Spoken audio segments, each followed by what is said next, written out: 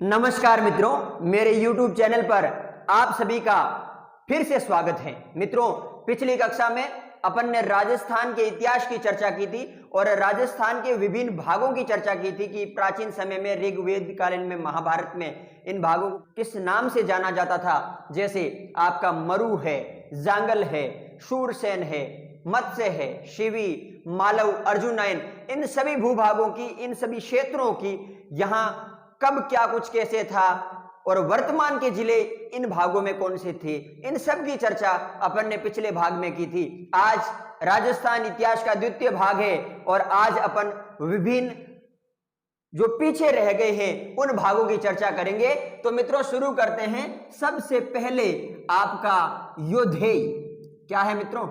योधेय।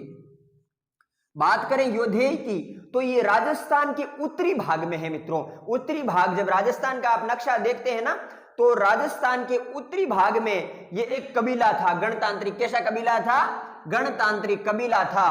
और बात की जाए, संभावना ऐसी जताई जाती है कि जो कुषाण शासक थे ना मित्रों, कुषाण शासकों को क्षीण इन्होंने किया, नष्ट इन्होंने किया। गुप्त काल तक इनकी जो है शक्ति बनी रही, इनका आधिपत्य बना रहा। लेकिन जैसे ही मित्रों हुण शासक आए 5वीं सदी के आसपास में, उन्होंने इस जो गणतांत्रिक कबीला था, योधेय कबीला, इसको समाप्त कर दिया। और इनके पतन की जो चर्चा है वो बृहद संहिता में है। कौन सी संहिता में है मित्रों? बृहद संहिता में इसके पतन की चर्चा है।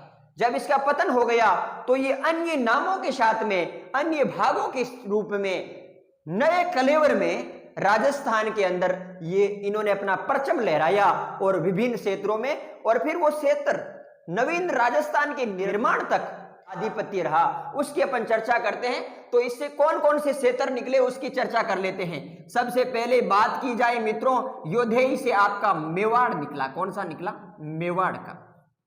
मेवाड़ की चर्चा करें तो मेवाड़ मित्रों जो आपका प्राचीन शिवी था ना, उदयपुर संभाग के पूर्व, पश्चिम और उत्तर का जो शिवी था, वो नए कलेवर में मेवाड़ के रूप में आया। इसमें कौन कौन से जिले थे इसकी चर्चा करना चाहें तो आपका उदयपुर, राजसमंद, चित्तौड़गढ़, प्रतापगढ़ और भीलवाड़ा, ये सभी जिले मेवाड़ में थे। और इनकी भाषा को मेवाड़ी भाषा कहा गया। क्या कहा गया मित्रों? मेवाड़ी कहा गया। और मेवाड़ पे अगर शासन की बात करें तो 7वीं सदी से लेकर के नवीन राजस्थान के निर्माण तक यहाँ पे जो शासन था ना, जिस वंश का शासन था उस वंश का नाम था मित्रों गुहिल सिसोदिया वंश। कौन सा? गुहिल सिसोदिया। ये राजवंश था, इसने यहाँ पे शासन किया।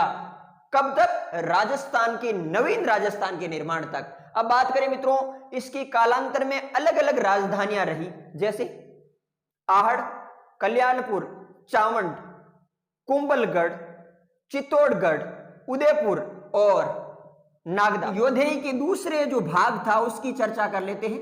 वो था मित्रों आपका वागड़। कौन सा था मित्रों? वागड़ था। और वागड़ की बात की जाए तो ये 2 रूपों में है। हालांकि कंपटीशन की बुक्सों में आपको वागड़ राजस्थान के दक्षिणी प्रदेश का ही बताया जाता है, क्योंकि वो अधिकतर उस प्रदेश को कहा जाता है। लेकिन वागड़ 2 स्थानों को कहा जाता था। और वो कौन कौन से थे इसकी अपन चर्चा करते हैं मित्रों। एक तो आपका राजस्थान का दक्षिणी भाग डूंगरपुर और बांसवाड़ा। और अगर दूसरे की बात की जाए तो ये आपके पिलानी के पास में, पिलानी के पास में नौहर, भादरा व कटड़ा का क्षेत्र था। नौहर, भादरा व कन्नड़ा का क्षेत्र। लेकिन मित्रों ये जो अधिकतर जो वागड़ शब्द प्रयोग किया जाता है वो इनके लिए किया जाता है। स्टार ध्यान रहे, अधिकतर प्रयोग इनके लिए किया जाता है, जबकि इन दोनों प्रदेशों के लिए वागड़िया, वागड़ शब्द प्रयोग किया जाता है। इनकी बोली को वागड़ी कहा जाता है। क्या कहा जाता है मित्रों? वागड़ी बोली कहा जाता है। अब अपन तीसरे की चर्चा करते हैं जो योधेय से निकला, और उस प्रदेश का नाम है आपकी मारवाड़। क्या है मित्रों? मारवाड़।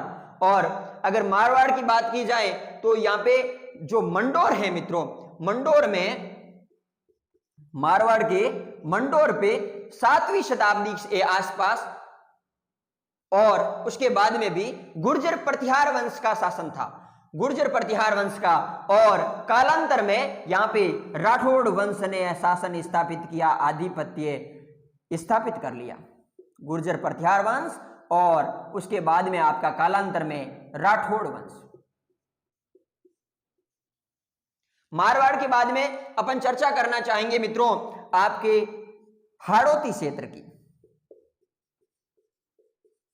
हाड़ौती क्षेत्र कौन सा है? वर्तमान का कोटा व बूंदी, वर्तमान का कोटा व बूंदी जो क्षेत्र है ना मित्रों, वो आपका हाड़ौती क्षेत्र है। और अगर बूंदी नाम की बात की जाए तो ये बूंदी नाम मीणाओं में बूंदा नाम के आधार पे बूंदी पड़ा। यहां पे पहले मीणाओं का आधिपत्य था और बाद में चौहान वंश की हाड़ा शाखा ने यहाँ पे आधिपत्य स्थापित कर लिया। तब से इनकी बोली को भी हाड़ौती कहा जाने लगा है। इस तरह से ये आपके योद्धे के 4 भाग पूरे हुए। अब अपन अगले भाग की चर्चा करते हैं मित्रों। यहाँ पे चौहान वंश के हाड़ा शासकों ने मीणाओं पर स्थापत्य कर लिया। उसके बाद में अगला जो क्षेत्र है मित्रों आपका वो है ढूंढाड़ क्षेत्र। कौन सा? ढूंढाड़ क्षेत्र। ये जयपुर के आसपास का जो एरिया है वो ढूंढाड़ कहलाता है मित्रों। अगर बात की जाए यहाँ पे पहले मीणा और बर्ज गुर्जरों का शासन था, लेकिन 12वीं सदी के आसपास कछुआ राजपूतों ने यहाँ पे इनको परास्त कर दिया, आधिपत्य जमा लिया और इनका जो ये क्षेत्र है वो ढूंढाड़ी कहलाता है और इनकी बोली को भी ढूंढाड़ी कहा जाता है। उसके बाद में योधेई से निकला एक और प्रदेश मेवाती। कौन सा? मेवात या मेवाती प्रदेश। और इसकी अगर चर्चा करना चाहें तो मित्रों ये आपके जयपुर और भरतपुर, जहां पे जयपुर और भरतपुर जहां पे मेव जाति पर सबसे ज्यादा रहती है उस इलाके को मेवाती कहा जाता है। यहाँ के एक प्रसिद्ध थे हसन खान, जो कि राणा सांगा की तरफ से लड़ते हुए बाबर के खिलाफ वीर गति को प्राप्त हो गए और इस तरह से ये आपका मेवाती प्रदेश है। इसके अलावा कुछ अन्य नाम है राजस्थान के, उसकी भी चर्चा कर लेते हैं। जैसलमेर का नाम मांड्यावल है मित्रों। क्या है? अन्य नाम की चर्चा करना चाहें तो जैसलमेर का नाम मांड्यावल।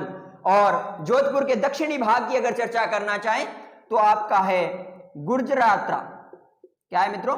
गुर्जरात्रा। और झालावाड़ को आपका मालवा कहा जाता है। और बात करें चूरू, सीकर, झुंझुनू की तो इस क्षेत्र को शेखावटी कहा जाता है मित्रों। क्या कहा जाता है? शेखावटी क्षेत्र कहा जाता है।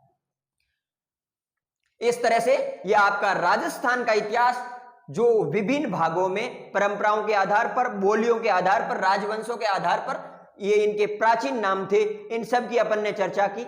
आपको ये कक्षा कैसी लगी कमेंट बॉक्स में जरूर बताइए। आपका बहुत बहुत शुक्रिया, धन्यवाद।